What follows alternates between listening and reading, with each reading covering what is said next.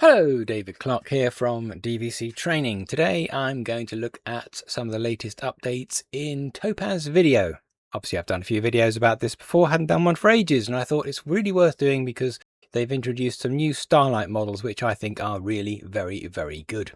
My favourite of the new Starlight models, which is called Starlight Precise, is in both the standard and the Pro versions. So previously, some of these were limited to the Pro versions, so you had to spend more money per month to get it. Now it's in both versions.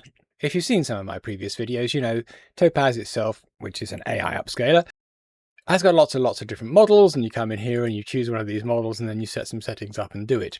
The ones that do the best job and also take the longest amount of time are the Starlight ones. These ones use a technique called diffusion to upscale things, and it does a seriously better job than some of these others. I've always been very happy with these, particularly Iris is one of my favorite models. These ones are better. Now the downside on them is that they need a decent graphics card. In this system I've got an NVIDIA 3060, which is okay on. Now a 3060 has got 12 gigabytes of VRAM, that's 12 gigabytes of RAM on the graphics card. The amount of RAM on the graphics card is very important for AI. For these models, I think they say you can use them on 8, but I'd say you need 12, preferably 16 gigabytes of RAM on your graphics card, which probably means if you've got a machine for several years, you're going to need a new graphics card to use them. Also, they do all the work on the graphics card, so the better the graphics card, the faster these things will be. Now, these things are never fast. They are very, very slow. And when I say very slow, using the best graphics card that I've got, which is an NVIDIA 5060 Ti, it's taking about an hour to do a minute. So if I want to do half an hour, I'm looking at probably a day and a half's worth of processing to get it done. So they're not fast, but they do produce staggeringly good results. Now I've done videos before about Starlight, which is a very good model.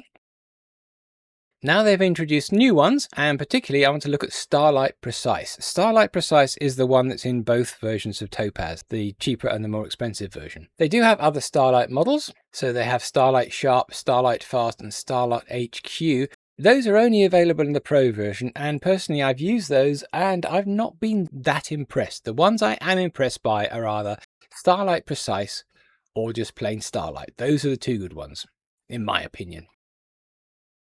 Now, in the latest version of Topaz I've got here, which is 1.7, and this is the version that you rent from them. You can't buy this thing outright. In addition to the new models, they've added in a model manager. So if you've ever tried using Topaz and Starlight, as soon as you choose it, the first thing it used to do was go through a compatibility check, and then it tells you to download the models, and you'd have to wait for the models to actually download. The models themselves take up several gigabytes worth of space, so it would take a bit of time to download. It would only download it once, but you'd have to sit there and do that. And also people did complain that sometimes it went wrong. Happened to me for ages, although the problem I had with downloading it was actually a problem at my end with my wired network. There was actually a wire loose somewhere. Fixing my wiring sorted that out. Other people have just had it failing. I think basically it fails if you've got a pretty naff internet connection.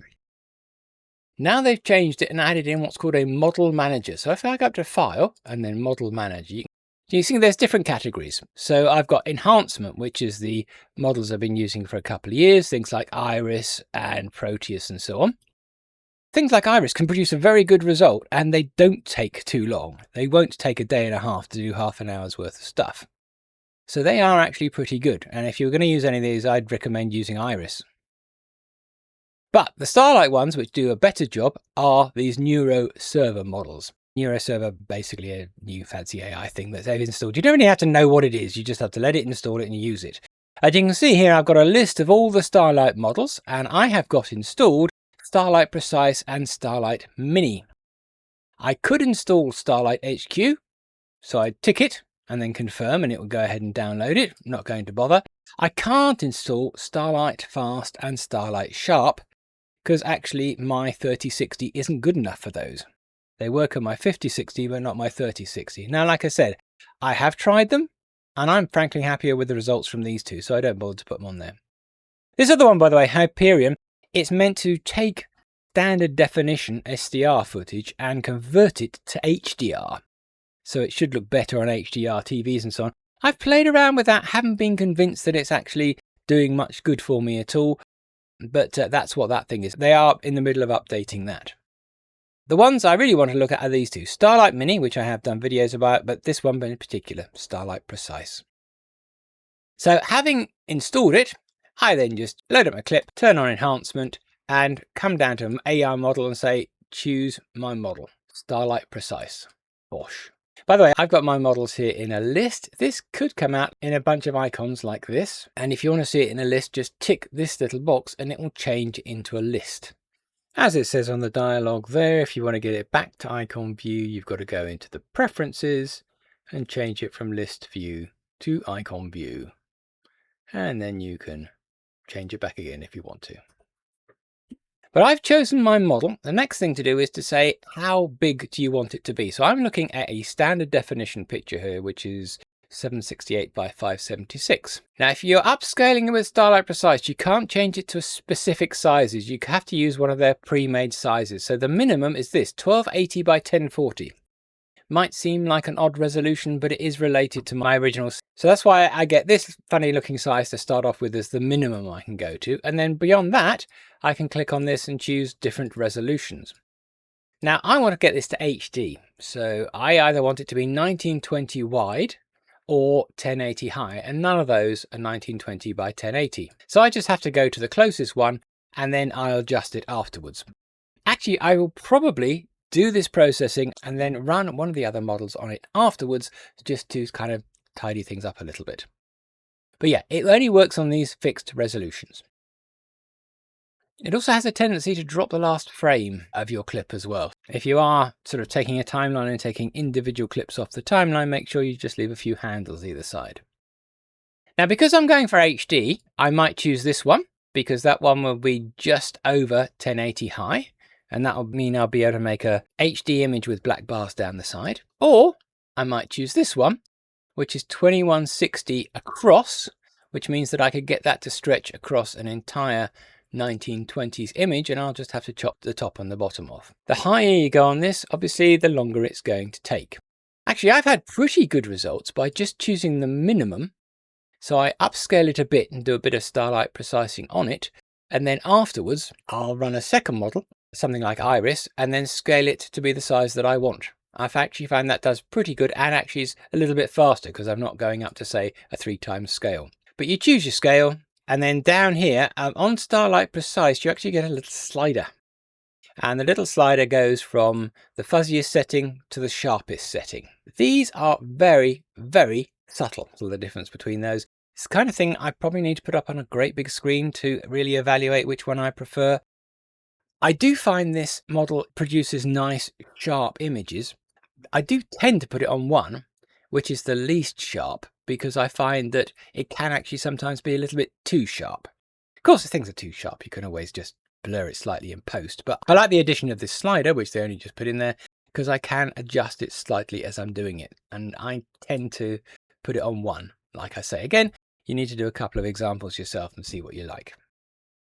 But really, that's it. It's choose the size, choose the slider, click the button and go. As usual, I will probably make a ProRes 422 HQ file. If I'm doing a long clip, I still do make image sequences out of this. Now, I mentioned this before, this stuff takes so long. So like I'm doing a 25-minute file and it's going to take a day and a half to do it. If I abort it, it deletes it. If something happens to my computer in the meantime, if I have a power cut, which we've had a couple of power cuts around here recently because of the hot weather, your computer turns off, all the processing it's done is then lost. If you do it as a bunch of still images, everything you've done up to that point is saved. So if I'm doing small clips, I'll just do a ProRes video clip because it won't take that long. If I'm doing a long sequence, I'll probably do an image sequence. Tend to do TIFFs. I tend to put it on 16-bit just for the maximum quality, although to be honest, I haven't really noticed much difference between the two of them. But I'll tend to do that and then click it and set it going, and I'll have a huge image sequence at the end of it. Of course, if you've then got a folder full of 30,000 images, which is what 25 minutes is, you've then got to take them into an editing program and stitch them all back together before you can use them because they're a bit unwieldy. Making still images is a bit of a pain, but on the other hand, it does protect you if something goes wrong halfway through your encoding and you spent a day encoding and it all gets lost because of a power cut. For small clips, I'll do ProRes. So I set it all up, click the button, and off it goes and starts to encode. Now this hasn't changed, it goes into the export queue, takes a little bit of time to load the model, and then starts chugging away. If I click on it, after a bit of time, I will start to get a little preview pop up here, showing me the encoding as it's going. But mainly I just let it get on with it. And this sort of loading model thing, yeah, that takes a while. That takes 2 or 3 minutes to get on with it. You want to get this preview up here, that takes a little bit longer. And like I said, the clip itself will take quite a bit of time to encode. The other thing is here, it will put up an estimation of how long it thinks it's going to take to encode this video. For some reason, for Starlight Precise, it's always wrong. At least it is at the moment. Maybe they'll sort that out in the future. It's varied. Sometimes it says this is going to be finished in 10 minutes. Oh, this is going to be finished in 5 days. Oh, this is going to be finished in 3 hours. It goes up and down. I've ignored that completely and I just let it get on with it. And I know a minute's going to take an hour-ish. And of course, if I go to higher resolutions, it'll take longer. If I have a better graphics card, it'll do it faster. Now, I'm not going to let this encode because I've already done it. So I'm going to click on these little dots and say close video. So what are the results like? So let me pop into here where I've just laid out a couple of clips. If I take this image and pop it up full screen, this is the original. So that's my original high 8 clip, which has been deinterlaced with QTMGC and is waiting to be upscaled. Yeah, it's not bad, but it's standard definition. This is what it looks like if it's been done by Starlight. Obviously significantly better. That's the original, that's Starlight. Now Starlight I have been able to do for some time. Normally I would take that and then I'd pop it through Iris just to give it a little bit of extra definition and detail, but that is quite a staggering difference between the two. Just look at all the extra detail. You can even see hairs on this guy's chest. Now let's look at Starlight Precise. So that is the new model and I think it is a significant improvement. It's just amazing how much extra definition you got for the faces and so on. I have used various upscalers, including some free ones. Some of them can produce sort of similar details, say in the backgrounds, but they make the faces look really weird. These actually look like the people that I was filming at the time. Just a lot sharper. Iris was good. Starlight was good. I just think Starlight Precise is just that much better. And I now use this for everything. Now, it's not perfect, just as you would expect. There's obviously problems with everything. But that is quite staggeringly good. Let's have a look at another example. So here you have standard definition. Again, it's been deinterlaced by one of the best deinterlacers I've got. So it's already significantly better than it would be if I just stuck the AVI file on the timeline Edius. But I can actually deinterlace it quite easily these days with free stuff. Take that. This is Starlight. So again, significantly better. Standard definition Starlight. You've got detail here on his waistcoat, much more definition in the face. The diagonals on the police box here, so much better. Now let's have a look at it in Starlight Precise. So again, quite staggeringly better. Yeah, this was good. This is better. I've got eyes, I've got irises, and you're not noticing any really significant rubbishy artifacts anywhere. Now, having done a little bit of Starlight Precising on it, I would then also come in here and I would add a little bit of extra processing on it.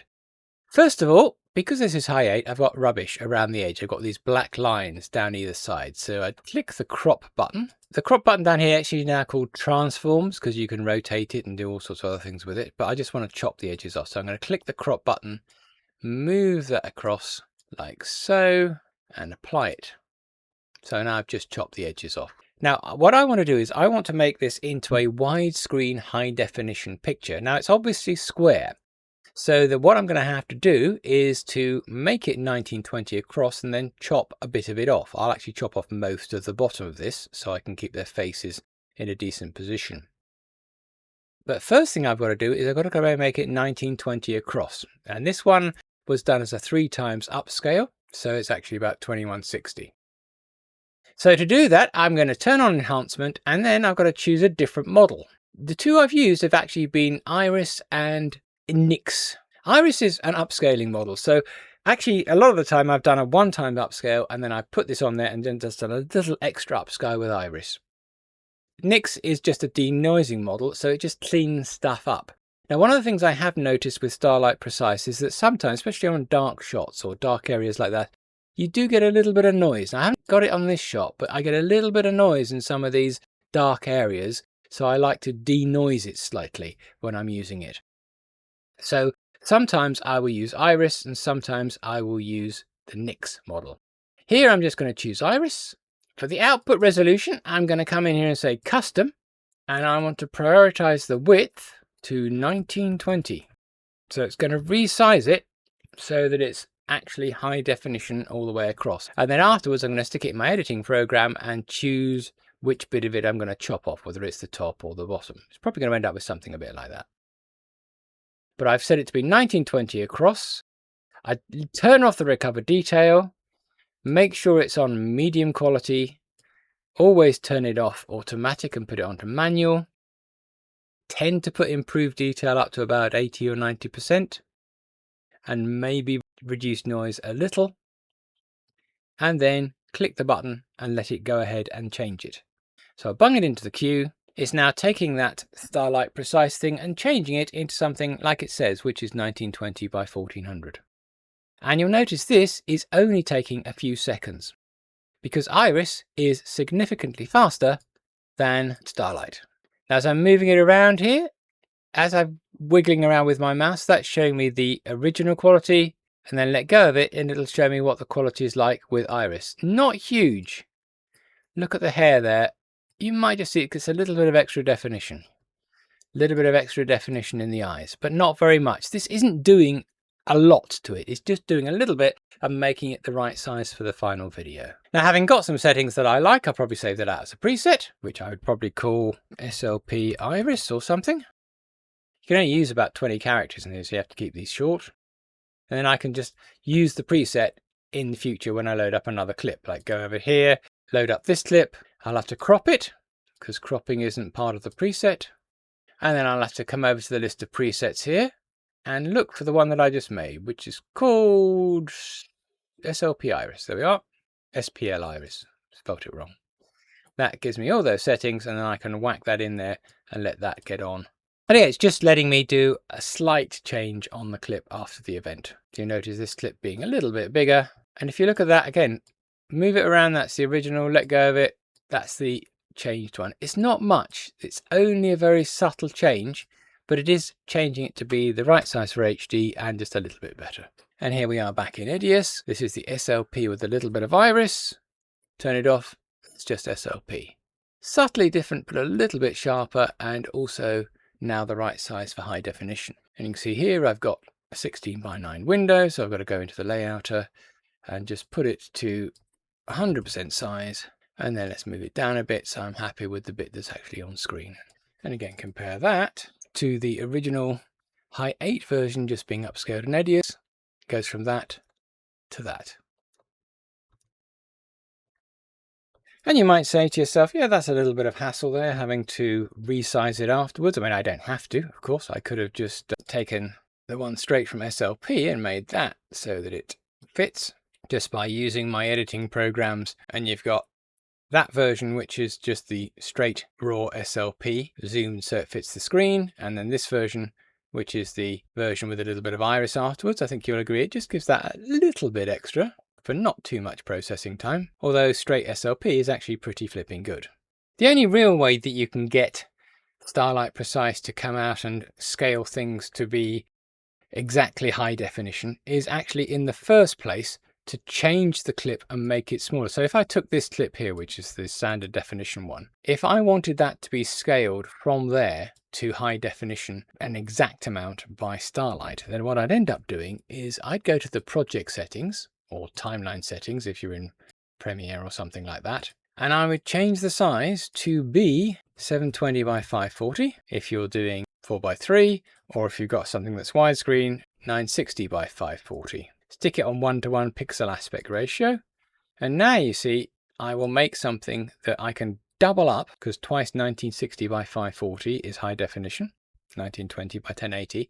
So I'm just going to save it out of this as a clip, and now if I come back into here, add that one in. So I've already pre-zoomed into it. Click onto enhance, click 2 times and you notice that will come out to be 1920 by 1080. You could do that if you wanted to. Personally, I tend to prefer to have my originals as good as possible and then fiddle with them afterwards. But if you wanted to try and avoid a couple of steps, then you could do that. Now, if I just set that going, so I'm doing a 2 times Starlight Precise on a 720 by 540 clip. It's going to take me a little while. So here we have the version which is from a 960 by 540 clip. And here we have the version that I did from the original clip and then resized it afterwards. Both pretty good. I think I prefer starting with the original and then resizing it at the end of the job. But anyway, I hope you found that useful. Now I'm going to do another video about some new free options that have come out, which you can use through Pinocchio to do very, very good upscaling. None of them are as good as this, in my opinion. This is the best that there is at the moment. Obviously, you have to pay for it. You can only get Topaz on rental these days. So go to the Topaz website and start up an account and start renting it for it. And you're going to be paying about £300 or £400 a year for a basic package. We have also just heard that Topaz has been bought by Adobe. A lot of you might groan about that. A lot of you might be okay, but I don't know what's going to happen with it. I don't know whether it's going to become part of the Creative Cloud or whether it's going to be a separate thing. We've really no idea what's happening. All I can tell you right now is that they are in the process of being turned over to Adobe. But yeah, this is quite definitely the best upscaling I've got in anything so far, in my opinion. So anyway, hope they found that useful. Don't forget to like this video, subscribe to the channel if you want to see more videos like the one about the new free options that we've got. If you want to know more about me, visit the website www.dvctraining.co.uk or email me david@dvctraining.co.uk. And I'll see you next time.